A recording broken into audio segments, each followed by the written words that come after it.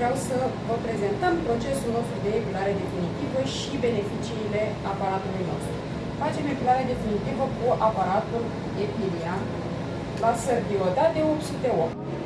Pentru că nu este foarte cunoscut procesul de epilare definitivă și beneficiile lui, vreau să vă arătăm exact etapele pregătirii clientei și aparatul care îl folosim și beneficiile acestuia.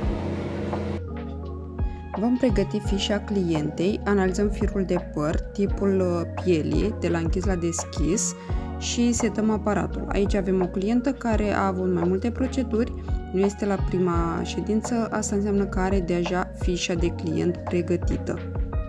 Vom seta aparatul, punem intensitatea, modul, tipul firului de păr, intensitatea folosită, vom ridica un pic nivelul față de la procedura anterioară. Și acoperim alunițele cu creion alb pentru protecția pigmentului. Vom acoperi tatuajele cu plasture, deoarece pe zona tatuată nu avem voie să trecem cu laserul, că este pigment închis și îl va vedea ca și cum ar fi o rădăcină a firului de păr.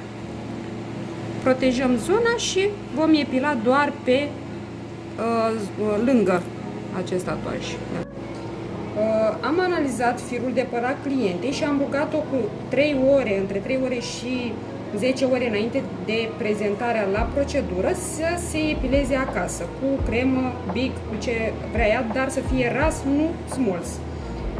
Singura parte un pic mai incomodă la această procedură este gelul, care îl ținem la frigider și îl punem ca să facă conexiunea cu aparatul, să putem lucra.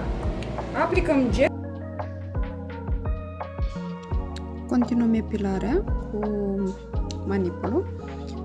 Nu este deloc dureroasă procedura, clienta nu are niciun disconfort, este doar o senzație de rece care acum pe vară chiar este confortabilă, că este răcoritoare.